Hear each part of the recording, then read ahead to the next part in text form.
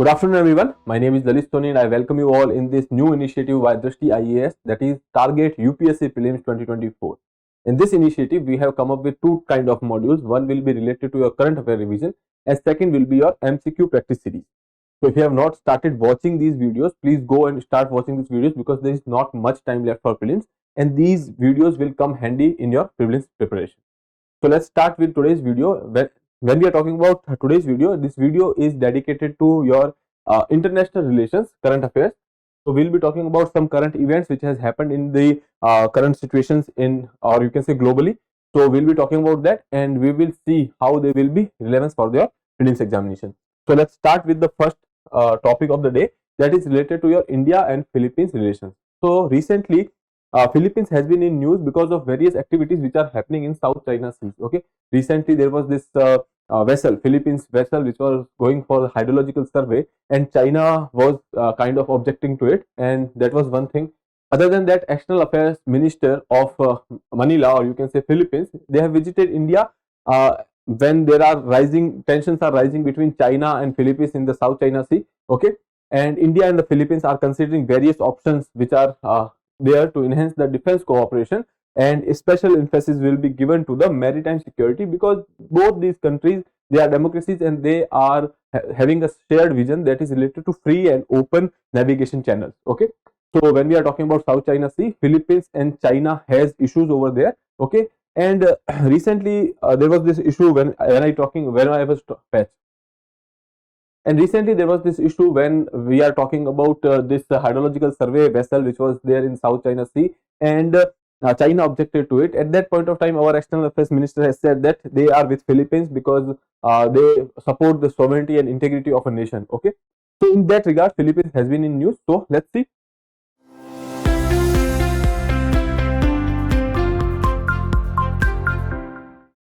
When we are talking about Philippines, Philippines is basically an archipelago. Here you can see, or you can say a group of islands in larger Pacific Ocean, or you can say near South China Sea. Okay, so this is the group of islands over here, which you can see these are called as Philippines. There are more than 7,600 islands over here. Okay, so please, you don't have to remember all this data, but the thing is, just know that there are more than 7,600 islands over here, and few among them are the larger islands are Luzon, okay, and Mindanao. Okay, when we are talking about the capital of Philippines, that is Manila, which is situated in Luzon Island. Okay, so this is Luzon Island and here is the capital, that is Manila, and here you can say this is Mindanao Island. Okay, so when we are talking about the expanse in the sea, here you can see in the eastern side we can see this is the Pacific Ocean, and then when we are talking about the northern side, there is Philippine Sea, and in the western side there is South China Sea, and when we are talking about southwest, there is Sulu Sea. Okay, here you can see this is Sulu Sea, and in the south of that there is 𝐶𝐻 Sea. Okay, so these are certain geographical locations which can be important for your exam point of view, so please remember these. Other than that, there was another country which is quite in news, that is Taiwan. Okay, so Taiwan is here. That is also an island country, but that was in news because of China's one China policy. Okay, so that we will discuss some other day, but just keep this in mind.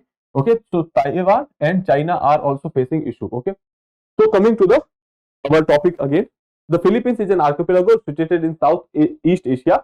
Okay, and there is Philippine Sea, then South China Sea and 𝐶𝐻 Sea, which we have already talked about. It consists of more than 7,600 islands, of which Luzon and Mindanao Islands are the largest.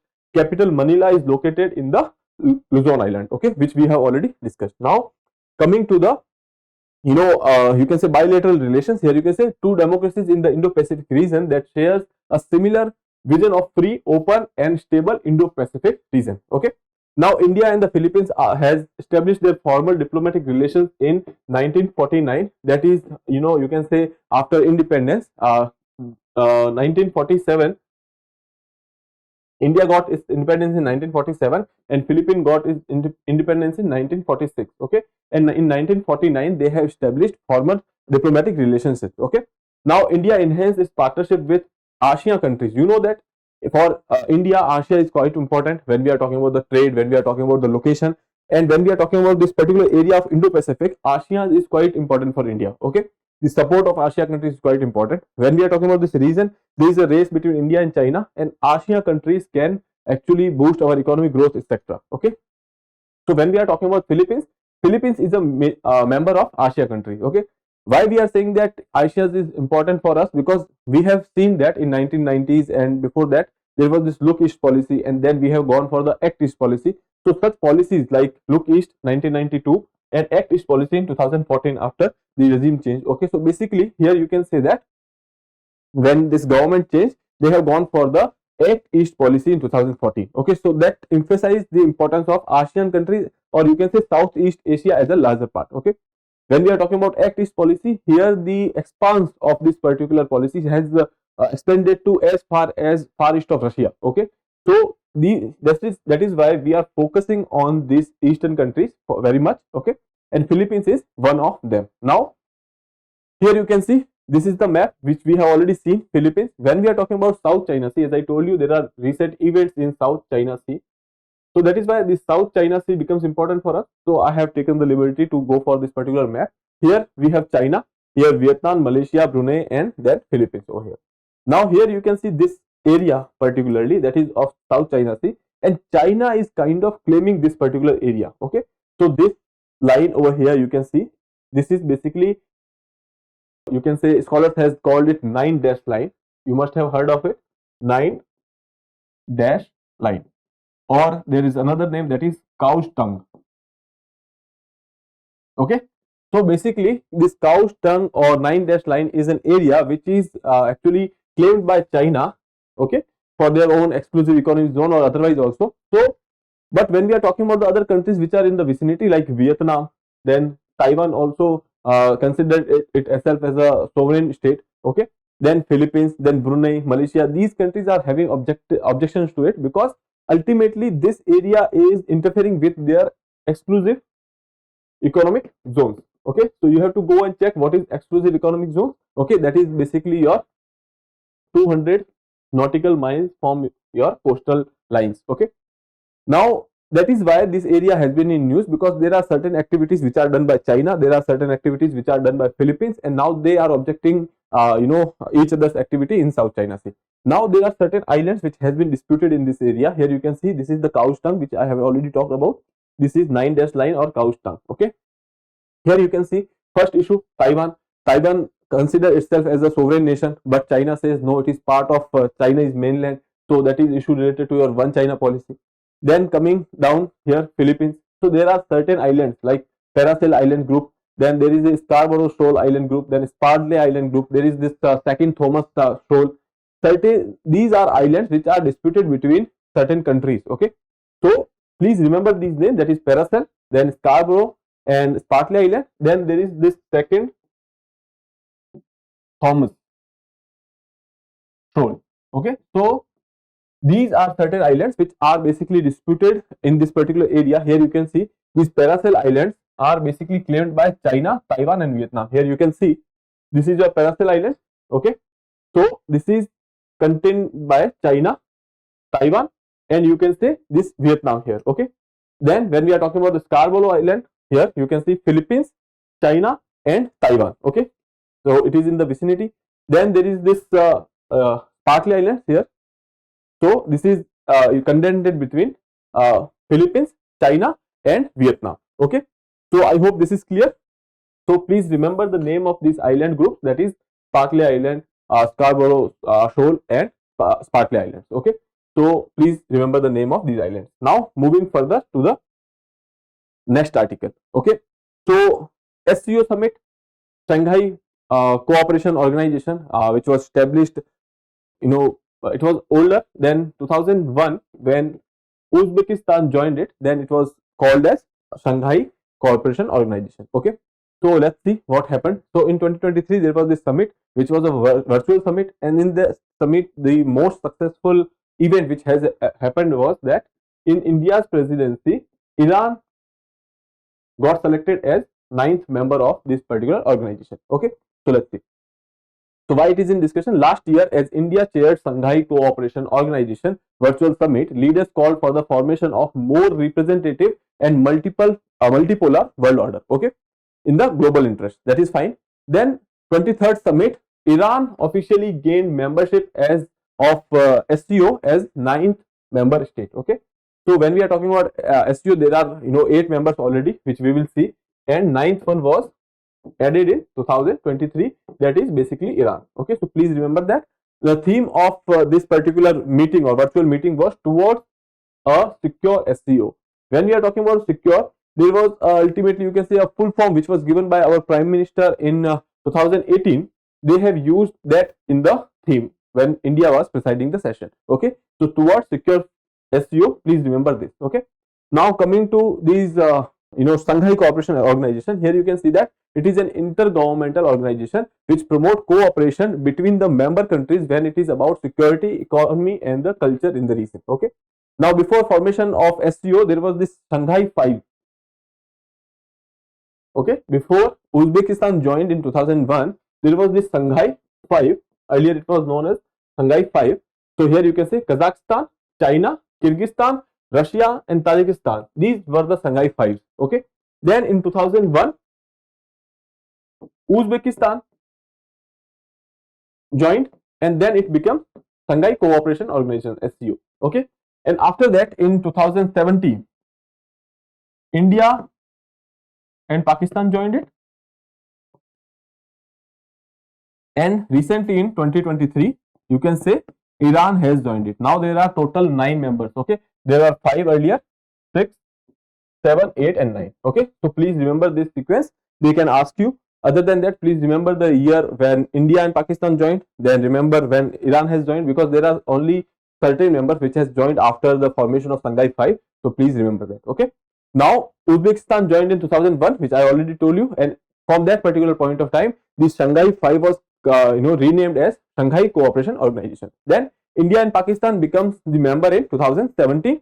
Okay, and there are certain observer state, that is Belarus. Earlier Iran was also observer state, now that has converted into a full-fledged member. Okay, in 2023 Iran has become the member. Okay, now coming to the next part, here you can see this is the map of this particular organization. Here you can see these are mostly in this particular area of Asia and Southeast Asia. So you can remember this particular part. Russia is there, Kazakhstan is there, Kyrgyzstan is there, Uzbekistan is there, Tajikistan is there, India, Pakistan and China. Okay, along with that there is Iran. Iran is 9th member. One interesting fact over here is that in the Republic of Kazakhstan, okay, here you can say Tajikistan, when we are talking about, this is the only one military base, or you can say India has only one base outside India, that is in Tajikistan, that is a airfield or air base. India's air base is established over here in Tajikistan. So please remember that as well. Okay, now we can move further. So next is Kosovo Serbia conflict. Okay, so this particular regions, there are 2 regions we are talking about. One is Kosovo and Serbia. Now Kosovo is a place, or you can say region, which considered themselves as independent country, and Serbia considered that Kosovo is part of Serbia. Okay, so why there is this particular issue? Because of the ethnic conflict. Okay, so because of the ethnic and the political consideration of that particular area, there is this particular issue wherein in 2008 Kosovo said that they have unilaterally declared themselves as independent country, but Serbia is saying that no, that is not the case. So recently what happens? Recently in that particular area of Kosovo, there was this violence activity which has happened between the Serbian protesters and the NATO peacekeeping forces.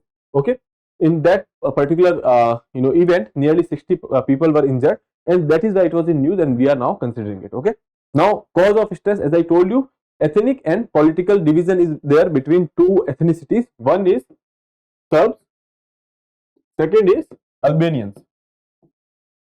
Okay, when we are talking about these Serbs, they are basically from Serbia. Okay, and here these are mostly, you can say, Orthodox Christians. Okay, and when we are talking about Albanians, they are mostly, their origin is in that particular area, mostly they are in Albania, but there is some part of the population which is in the Kosovo region. Then these are basically Muslim people from the Muslim community. Okay, now there is a clash between these 2 communities, between Serbs and Albanians. And when we are talking about this Kosovo region has population of both, and the Serbs are basically in minority in Kosovo region, which we will see in the next slides. and Albanians are in the majority, and because of which there is this tussle between Serbs and Albanians. Okay. Now the Serb community boycotted the local election in April 2023, resulting into a voter turnout of less than 3.5%, and Serb community rejected the elections result as illegitimate. Okay, so that was the you can say regional development. You don't have to remember this, but just know that there is a conflict between Kosovo and Serbia. Now coming to the map over here, you can see when we are talking about Serbia, this is the whole Serbia over here. Okay, this part you can say in the southwest there is this particular part, that is Kosovo. Okay, now here you can see when we are talking about the borders. Okay, so here you can see UPSC will not ask you such questions because there are certain countries which are having which are recognizing Kosovo as an independent nation, and there are certain countries which does not recognize it. Okay, so they will not ask you boundaries because that is contested. Okay, but still for your information just remember that. Okay, so here Romania, Hungary, then Croatia over here. This boundary is basically of Croatia. Okay, Bosnia Herzegovina, and then you have this Montenegro over here, and here you can see this Kosovo part has some part of Albania. This is Albania. Okay, as I told you, most population of Kosovo is Albanians, so they are having this boundary with Albania, and here you can see this is your North Macedonia. Okay, and then there is Bulgaria. Okay, so please remember this boundaries over here. Okay, now coming to the this particular side here, when we are looking at these two regions, Kosovo is also landlocked and this Serbia is also landlocked. Please remember that these are landlocked portion. Okay, it is located in the southwest of the Serbia, which we have seen on the map. Many people of the Serb community consider Kosovo as the birthplace of their nation. So why these Serbians are connected to this particular region? Because they consider that this birthplace of this Serbian nation is basically Kosovo. Okay, so that is why they are connected to it. But you can say the larger population which is living in Kosovo region is basically Albanian. Okay, now Kosovo declared independence from Serbia in 2008, but Serbia do not consider it as the independent nation. They consider it as their own territory. Okay, now coming to the next part wherein we will see the ethnicity of that particular region. Here you can see. Okay, so this is Serbia. Okay, here we are seeing that mostly Serbians are living. This yellow color here you can see that these are basically Serbian dominated area. Now here when we are talking about this Kosovo region here, okay, and this is Kosovo, and this is larger Albania, and there are certain population of Albanian people, they are living over here. Okay, so basically there are some patches which are Serbian, here they are Serb people, and others are Albanian people. Okay, so mostly you can say that nearly 92% people living here in that Kosovo region are basically Albanians. Okay, and when we are talking about remaining 6% are Serbs, and there are other communities which are nearly 2% over here. Okay, so please remember that. Now coming to the point over here, Kosovo is a region where Serbs and Albanians representing different ethnic and the religious backgrounds are living over here. As I told you, Serbs are Christian, Albanians are mostly Muslims. Okay, of 1.8 million people living in Kosovo, 92% are Albanians, 6% are Serbian. Serbs are predominantly Eastern Orthodox Christians and Albanians are predominantly Muslims. Serbs are the majority in Serbia while Albanians are majority in Kosovo. Okay, which we have already seen. Now, current status of Kosovo. As I told you, there are certain countries which do not consider Kosovo as an independent country. Among them, there is India, then there is China, there is Russia. So these countries, India, China, Russia, they do not consider Kosovo as a independent country. Why? Because their own relations with Serbia. Okay, India also has long-lasting relations with Serbia, and that is why India is not considering Kosovo as an independent country. When we are talking about the other countries, that is mostly the Western countries here, US, most of the European Union, Japan and Australia. Okay, mostly you can say these are Western allies. Okay, Japan and Australia are USA's allies, so they are considering that as a separate country. Okay, of 193 countries in UN, 99, okay, they recognize it as a independent state. Okay, so that is about this particular issue of Kosovo and Serbia. When we are talking about India's you can say take on that, so as I told you, India do not consider. Here you can say India claims that Kosovo does not meet the three principles that are required to consider or required to be recognized as a nation or a state. That is basically a definite territory. So that territory is not yet recognized because Serbia is saying that that is their own part. Second, there should be a government which is basically authorized by the people. Okay, so that is another thing. And third is effective control over the governance. This government over there should have a effective control on the people of that particular region when we are talking about the governance. So these three things are not present in Kosovo, and that is why India does not consider it as a state. Other than that, also we have long standing relations with Serbia, and that is why we are not also considering Kosovo as a country. Okay, so I hope this issue is clear. India's stance is clear. Now moving forward with the another. So next is Treaty for Outer Space. Okay, so recently there was this UN, you can say policy, change, wherein they have talked about, they have released a policy in brief. They have titled it as "For All Humanity: The Future of Outer Space Governance." In that particular thing, policy document, they have said that there should be a new treaty for space, outer space, basically to ensure that there is the peace, security, and so that you can ensure prevention of arms race in the outer space. Okay. So basically this particular concept, or you can say that this treaty is about outer space. Outer space is nothing but anything which is outside Earth's atmosphere. Okay, and mostly that is vacuum. We have seen that outside our atmosphere there is no air, so basically that is vacuum. So in that particular arena, okay, we are talking about this particular treaty. Okay, why we are talking about this treaty? Because recently you know that space has been a very hot topic, and people are going towards space exploration, etc. Even government as well as private companies are doing the same. Satellite launch has increased many times. In 2000, when we are talking about 2013, there were only 210 satellites which has been launched in 2013. Then in 2019 there was 600. In 2020 there was 1200, and in 2022 there was 2400. So every year this number is getting doubled. Okay, because of which you can say that ultimately if you don't put a curve on that, if you don't put a curve on the power which is being increasing in the outer space can be a war arena. Okay, so that is why this particular treaty, and UN has said that now it's time for a new treaty for outer space. Okay, now what are the recommendations over here? So a new treaty for peace and security of outer space. Now UN has recommended a dialogue and development of new treaty to achieve peace, security, and prohibition of arms race in the outer space, which we have seen. Then the treaty will establish international norms, rules, and principles to address the emerging threats and promote responsible space activities. Okay, so that is self-explanatory. Then coordinated space situation awareness. When we are talking about space situations, okay, so coordinated space situation awareness means if something is happening in outer space, then every country should have a coordinated approach towards that. Okay, so that is one thing. Second is coordination of space incidents. Okay, so ultimately that same thing is there. So coordinated space situation awareness and the coordination of space incidents. This coordination will enhance safety and security of the space operations.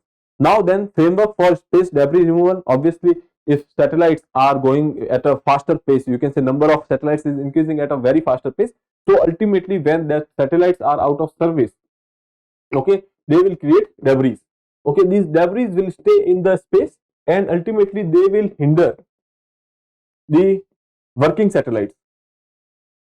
Okay, so ultimately that will harm your communication or the other services, and that is why we are saying that these debris should be removed over here. Okay, and India is doing quite well when we are talking about this particular issue, because recently we have come up with such rocket launchers which will re-enter into Earth's atmosphere after they have done their job. Okay, so that they can be reused and they will not create any extra debris in the space. Okay, now coming to the name of that particular module is, you can say, POEM module. Okay, just look for it. Now moving further, what is outer space? As I already explained that something which is outside your atmosphere. Okay, that is you can say outer space, also known as outer space or celestial space, refers to a vast expanse beyond the Earth's atmosphere between the celestial bodies. Okay, between sun and moon, between Earth and moon, when we are exiting from the Earth's atmosphere, everything is outer space. Okay, there are certain benchmarks. If we are saying that if we are getting out of Earth's atmosphere, that is outer space. certain people are saying that if you are going out of the solar system, that is outer sphere, but till now we are able to cross the Earth's atmosphere, so we consider outer space that only. Okay, now it is a vacuum. It is a vacuum that exists beyond Earth's atmosphere and extend indefinitely throughout the universe. And when we are talking about outer space, there are certain characteristics like there is low density, extremely low density, and there is extremely low pressure as well. Okay, that is why we call it as vacuum. And absence of air. We know that outside our atmosphere there is absence of air and other atmospheric elements like other, you can say, water, etc. We are still working to find other atmospheric elements over there. Okay, so that is a quest, but as of now we are seeing that there is no air, no water outside this particular you can say our atmosphere. There are certain traces of water on moon, etc. we have seen, but that is totally different story. So that is about outer sphere, outer space. So when we are talking about this outer space, or you can say the space or celestial area, there are certain treaties which has been made by UN. Okay, so we will talk about these treaties. Okay, and then we will see in how many of that treaties has been signed by India. Okay, now outer space treaty 1967. So similarly, as when we are talking about the new treaty on outer space, similarly there is existing treaty, and now we are saying that there is a need of new treaty because there is new recent developments as well. Okay, so treaty on principle governing the activities of the states in the exploration and the use of the outer space. Okay, so that is self-explanatory.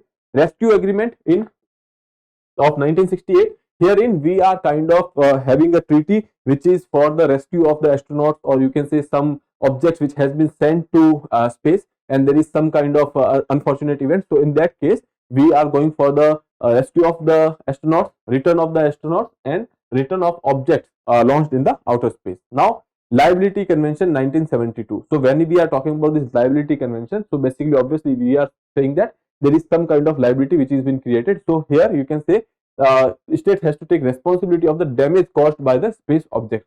Okay, and then registration convention, if you are sending any kind of satellite, then you have to register for it. So that is one there. Then the moon agreement 1979, that agreement governing the activities on the moon and the other celestial bodies. Okay, so out of all these treaties when we are talking about, so India has basically signed all of them, but they have not ratified one. Okay, so they have not ratified the moon agreement. So they have signed all and they have ratified 4, but moon agreement is not ratified yet. Okay, so please remember that. They will not ask you specifically about the moon agreement. They can ask you that India has ratified all the space treaties. So you can say that that is not a correct statement. Okay, now let's move further. So next is India-Egypt relations. Okay, so why we are discussing it? Egypt is in news for different reasons, and recently in 2023 our PM has visited Egypt after 1997. Okay, so there have been nearly 24-25 years, and after which we have gone for a visit, and in that particular visit Indian Prime Minister has been awarded with the highest honor of the country, that is the Order of the Nile. Okay, Nile is a river in Egypt, so please note that. And then PM Modi has been awarded with this particular honor, that is the Order of the Nile. Okay, that is why it was in news. Other than that also there are various reasons. You know that there is this Israel and Hamas issues, and because of which Egypt has been important stakeholders in that particular area. Okay, so that is also one thing. Now here you can look at the map. Okay, so this is Egypt. Okay, this is Mediterranean Sea. Here we have Libya, here we have Sudan. Okay, so here you can see there are these boundaries. Okay, so in Africa most of the boundaries you will find in straight lines. The reason behind it is that when these boundaries were made, okay, so they were made in you can say the areas, or you can say where their former colonial masters were living in. Okay, so basically in the areas of Europe, when these people were there and they have created the boundaries, so basically what they did was they actually divided the map of African continent from there itself. Okay, so that is why you can see that most of the countries are having straight lines as boundaries. Okay, so that was just a fact.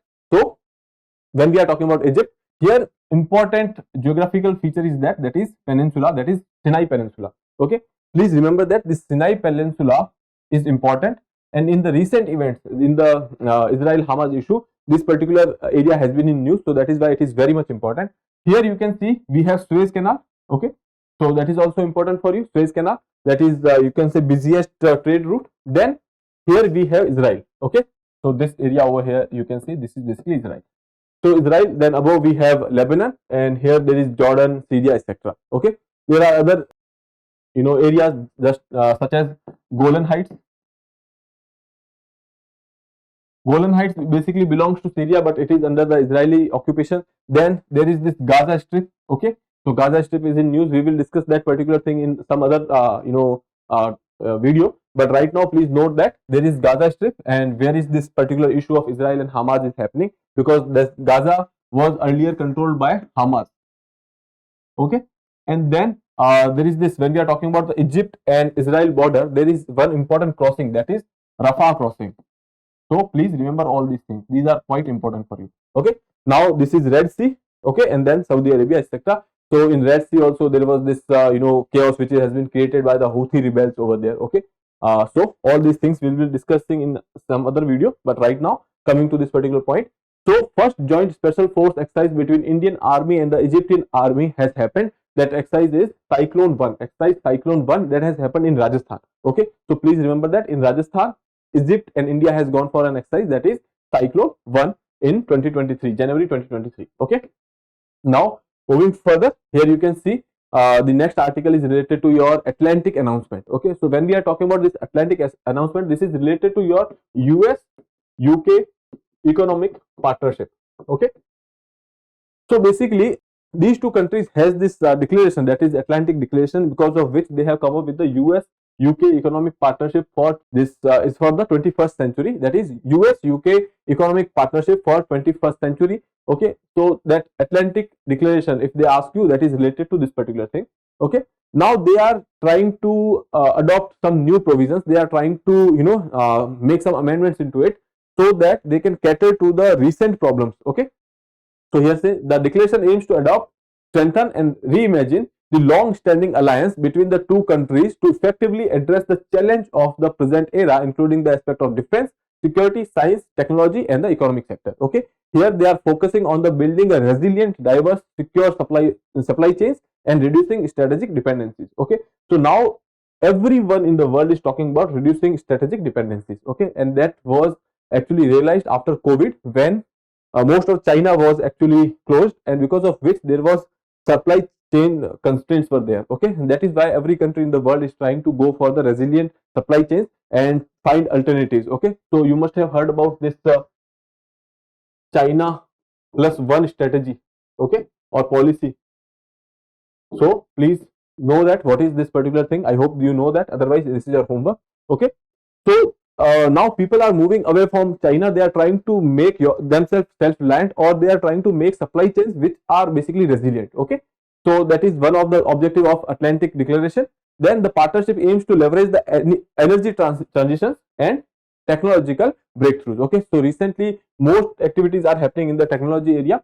Now 5 pillars are there of this particular partnership: leadership in the critical and the emerging technology. See, they are talking about technology again. When we are talking about emerging technology, that is related to your quantum computing, or you can say artificial intelligence, etc., Internet of Things, okay, biotechnology and advanced manufacturing. Okay, second pillar is cooperation on the economic security and technology protection. Okay, so here they are talking about the economic security, first thing.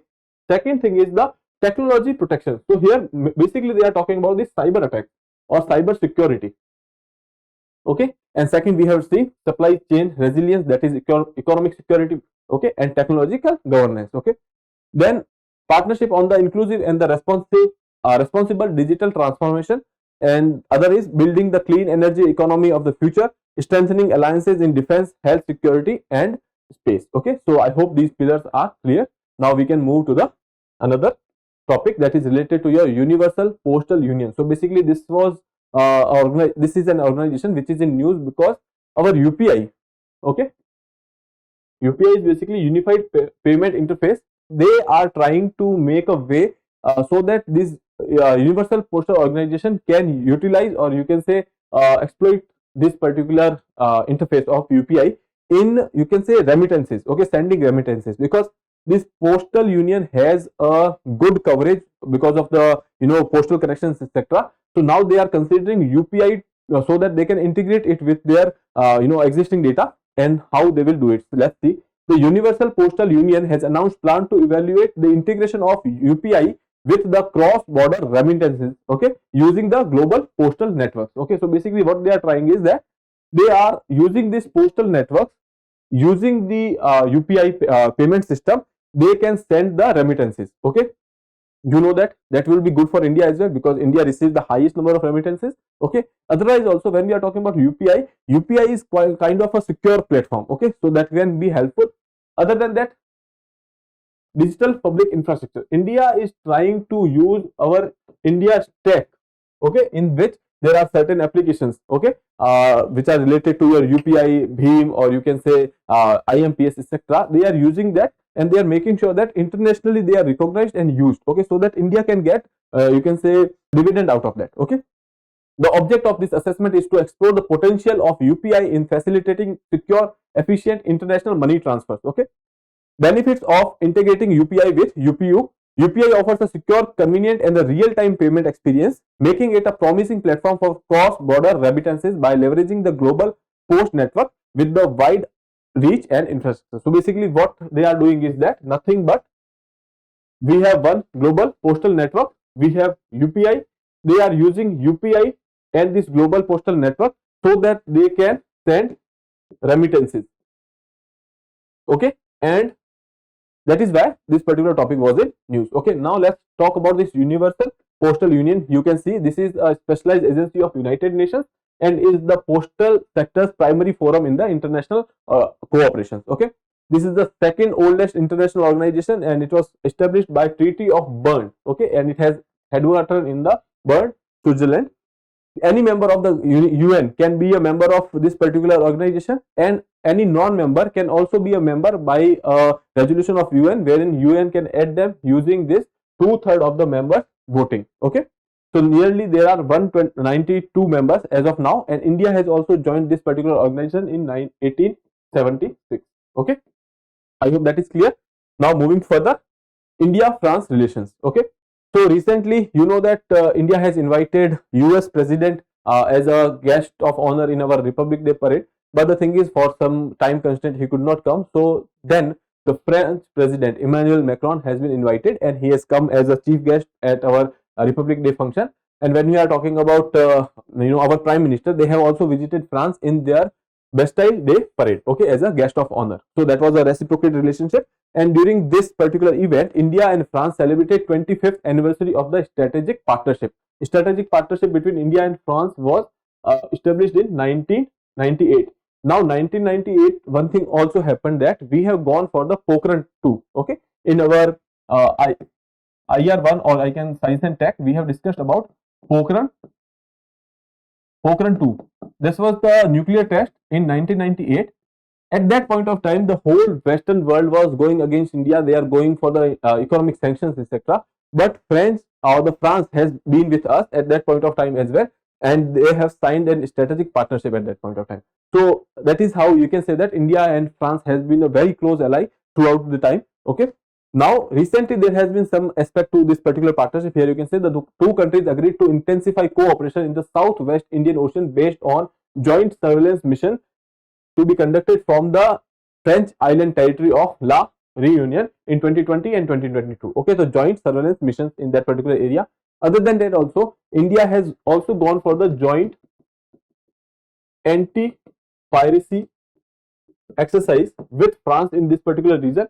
India does not do such things with the other powers, but here they have gone for such thing. Okay, so you can see the kind of reliability India has on France, or France has on India. Okay, now committed to deepening the long-standing partnership in the Indo-Pacific region based on the shared vision. That shared vision is of free and open navigation channels, or here in this Indo-Pacific region. Okay, the countries launched strategic space dialogue, signed different MOUs between ISRO's New Space India Limited and France Ariane Space. Okay, so basically when we are talking about this New Space India Limited, that is commercial arm of ISRO. Okay, so please note that, and please read about this particular institution, because that is quite important for our prelims this year.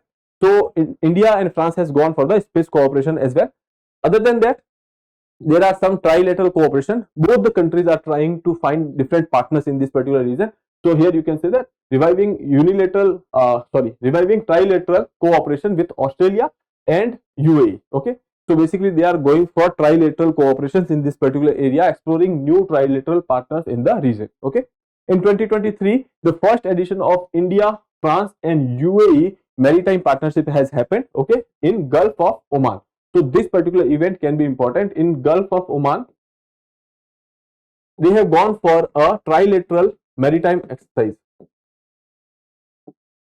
Okay, so that is for the first time. So please remember that which three countries has participated: India, France and UAE. Other than that, when we are talking about India and France, there are three specific exercises. One is exercise 𝐸𝐶𝑖 with the Indian Army and the, you can say, armies of both the countries. Then we have Varuna with the navies, and then Garud with the you can say air forces. Okay, so I hope this is clear. Now here you can see the location of France. I don't have to tell you that which countries are over there. Please remember that there is this English Channel, North Atlantic Ocean, Bay of Biscay and Mediterranean Sea. So France has these maritime boundaries. Then we have Spain, Switzerland, Morocco, Italy, Luxembourg, Belgium, etc., which are having some boundaries with the France. Okay, Germany included. Here, when we are talking about this particular thing, the exercise we have talked about, joint exercise, surveillance exercise. Here they have launched it from the Reunion Islands. So basically, this is a French territory in Indian Ocean region. So UPSC has this tendency to ask such question from the islands in that particular area. So please remember that there is Reunion Island, that is a French territory in Indian Ocean region. Other than that, also you can remember islands like Madagascar, then Mauritius, then we have Seychelles, etc. Okay, so please remember this thing. Now we can move forward with the next topic, that is related to America rejoins UNESCO. So this is not the first time it is happening, because America has joined UNESCO for the first time in 1945. Okay, after that, for various times they have left, they have rejoined. Okay, so last year the United States rejoins UNESCO in the United States Education, Scientific and the Cultural Organization, that is UNESCO. The United Nations initially joined UNESCO in 1945, seeing it as an important forum for promoting international cooperation in education, science and culture. After accepting and leaving UNESCO membership several times, once again in 2017 under Trump administration, the US announces its decision to completely withdraw from UNESCO. So in 2017, because of President Trump, they have withdrawn from the UNESCO, and last year they have joined again. Okay, so let's talk about UNESCO a bit. So when we are talking about UNESCO, it is an agency of UN that is very well known. It seeks to build peace through international cooperation in education, science and culture, and headquarters is there in Paris in France. Obviously we are talking about the culture, education, okay, arts, etc. So headquarters is in Paris, and there are nearly 195 members and 8 associate members. Objectives are very clear, that is related to a quality education and lifelong learning for all. Then they are also talking about the sustainable development using the science knowledge, etc. Then addressing the emerging social and ethical challenges. Okay, so that is about UNESCO. So I hope this is all clear. With that, I would like to take your leave. I hope you are watching these videos, and if you have not started watching it, please start watching it. Okay, that will be very helpful in your prelims preparation. Okay, I'll see you in the next video. Till then, have a good day. Thank you. For more informative content, like, share and subscribe, and do not forget to press the bell icon to get the notifications.